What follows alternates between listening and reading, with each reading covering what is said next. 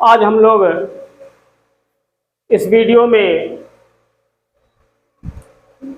अशुद्ध वाक्य को किन नियमों के तहत शुद्ध किया जा सकता है, किन नियमों को ध्यान रखा जाता है, उसके विषय में अध्ययन करेंगे। पिछले वीडियो में हम लोगों ने वाक्य और उसका वर्गीकरण का अध्ययन किए थे। आज हम पढ़ेंगे शुद्ध और अशुद्ध वाक्य के विषय में अध्ययन करेंगे। इससे पहले अगर आप लोग मेरा चैनल सब्सक्राइब न किए हो तो अवश्य कर लें, जिससे और बेल आइकन जरूर दबा दें, जिससे कि इस चैनल से कोई भी सूचना आपको अपडेट होती रहे। तो आइए हम लोग अपने सब्जेक्ट पर चलते हैं, शुद्ध और अशुद्ध वाक्य।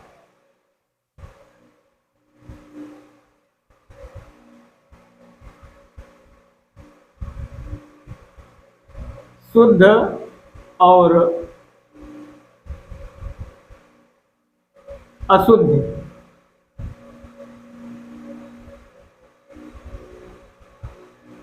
वाक्य।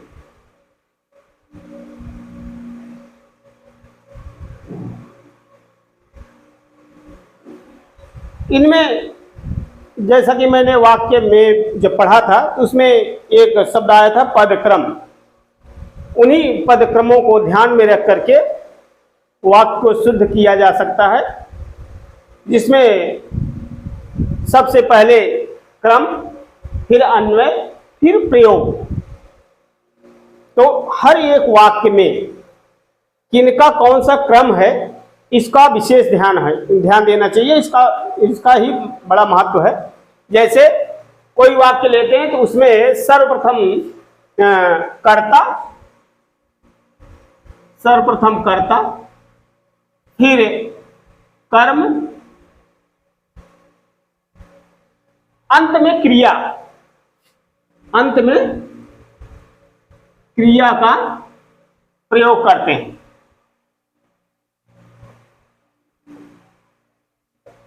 किसी भी वाक्य, शुद्ध वाक्य में पहले कर्ता, फिर कर्म, फिर क्रिया। जैसे सोहन ने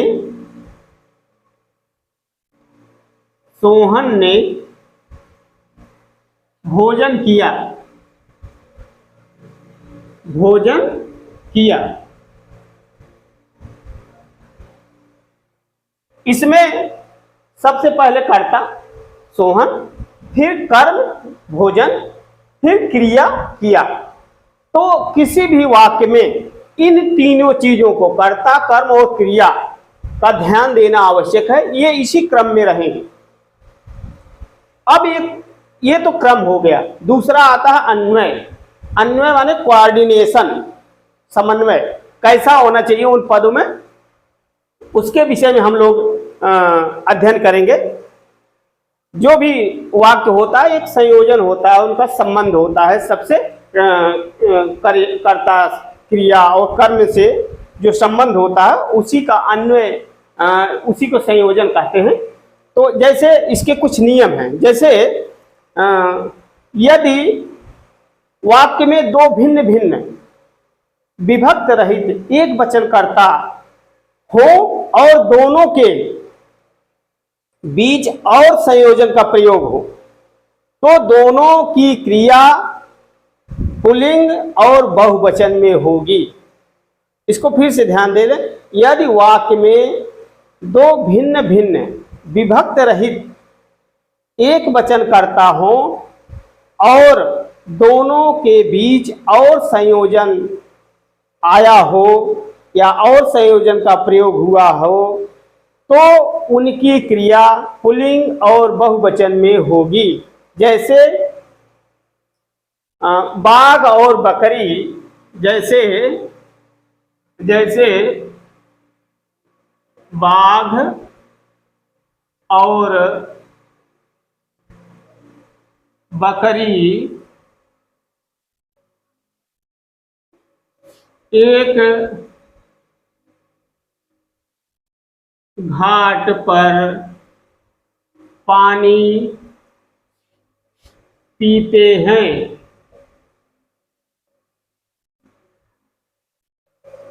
जहां पर एक ही वचन के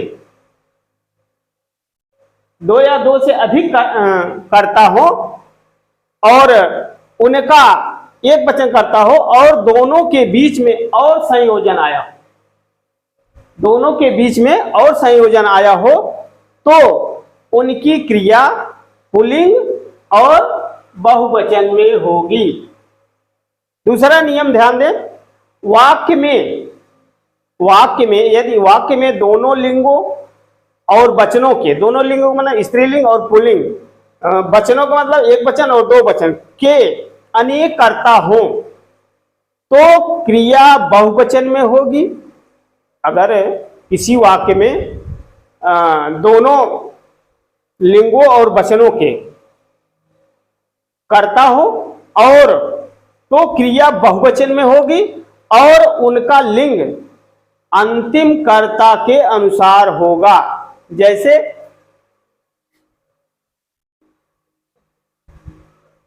जैसे एक बकरी,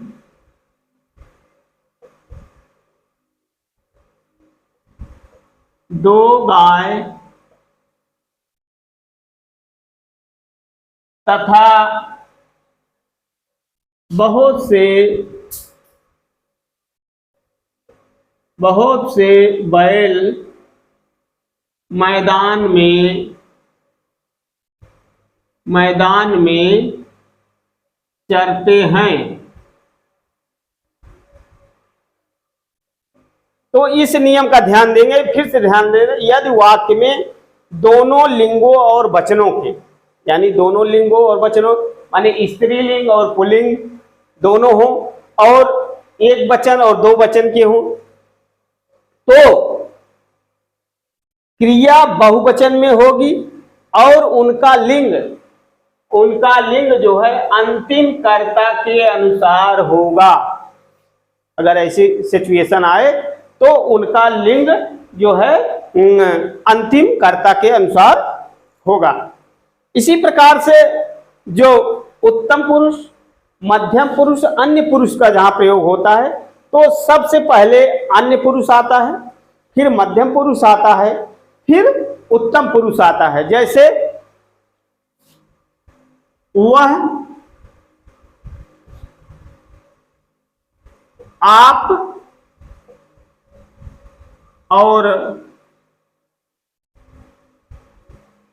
और मैं जाऊंगा,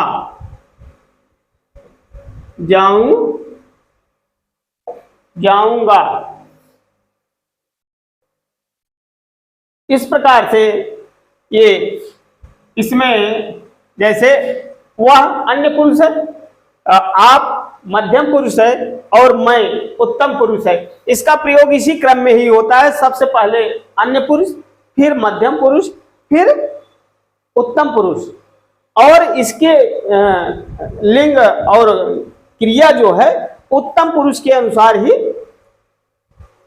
रहेगी।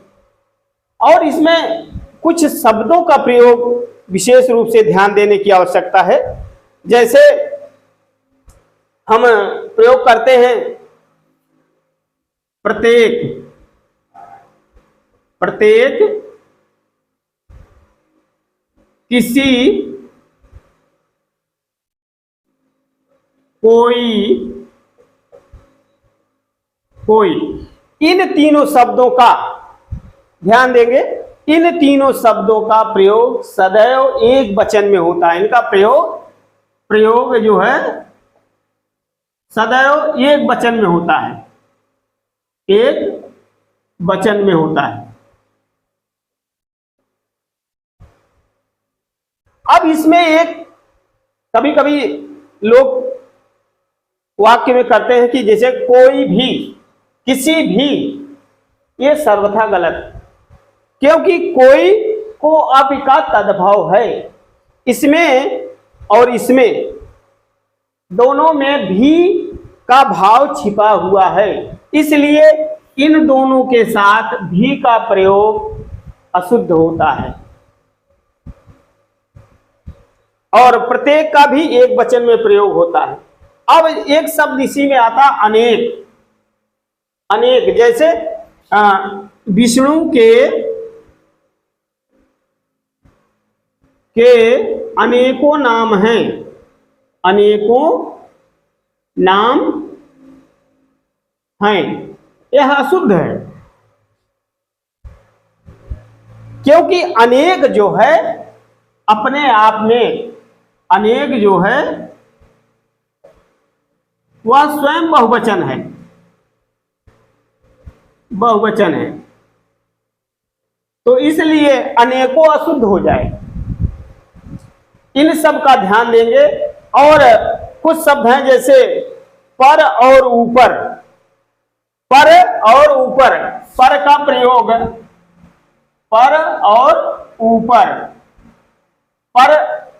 पर का प्रयोग सामान्य ऊंचाई के लिए और ऊपर का प्रयोग विशेष ऊंचाई के लिए। जैसे पर, पुस्तक मेज पर है, पुस्तक मेज पर है, तो यहाँ पर की पर का प्रयोग सामान्य ऊंचाई के लिए हो रहा है, और ऊपर का प्रयोग पहाड़ के ऊपर एक मंदिर है, ये विशेष ऊंचाई के लिए प्रयोग किया जा रहा है। इन शब्दों का ध्यान देंगे तो जिससे हमारा वाक्य अशुद्ध न होने पाए।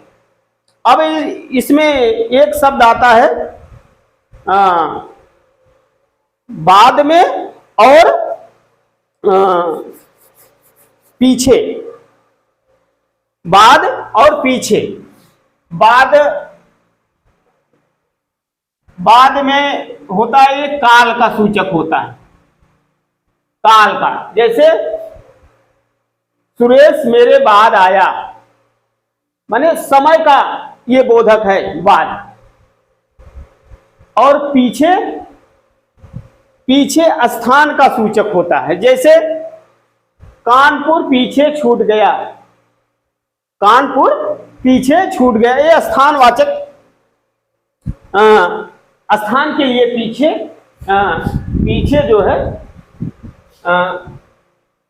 ये जो है स्थान के लिए प्रयोग होता है। और बाद में काल का, समय का द्योतक है, इसका भी ध्यान हमें देना है। अब कुछ शब्द ऐसे हैं जिनका अशुद्ध प्रयोग अक्सर हो जाता है, जैसे नए, जैसे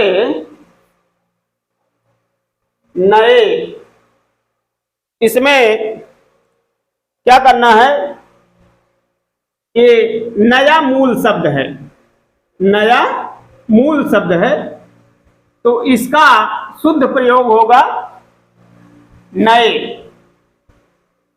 नए, ये पुल्लिंग है। और इसका स्त्रीलिंग हो जाएगा, ये पुल्लिंग है, और इसका स्त्रीलिंग हो जाएगा नई, सॉरी ये नई,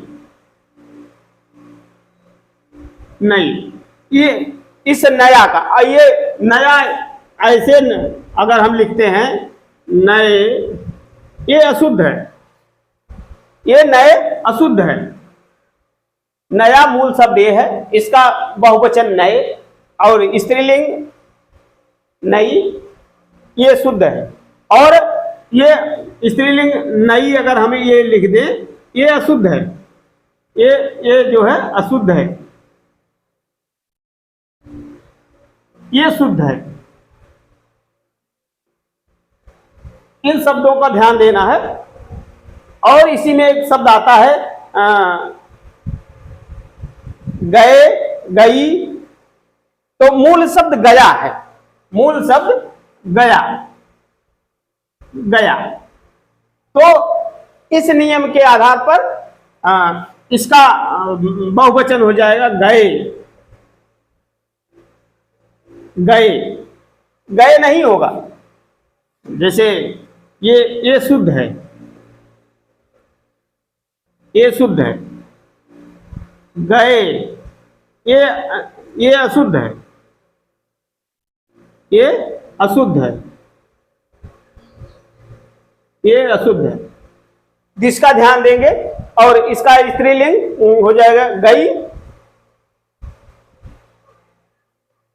वही यहां पे गई, ये शुद्ध हो जाएगा।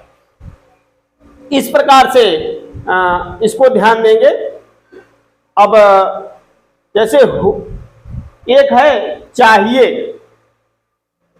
चाहिए का प्रयोग, यह अव्यय है, चाहिए शब्द, चाहिए ये अव्यय शब्द है। अव्यय माने यह कभी परिवर्तित नहीं होता है, यह इसी रूप में प्रयोग में लाया जाता है। तो इस प्रकार से इन बातों को ध्यान रख करके हम जो है अशुद्ध वाक्य को शुद्ध कर सकते हैं। इसका अध्ययन करके हम परीक्षाओं में लाभ उठा सकते हैं। धन्यवाद।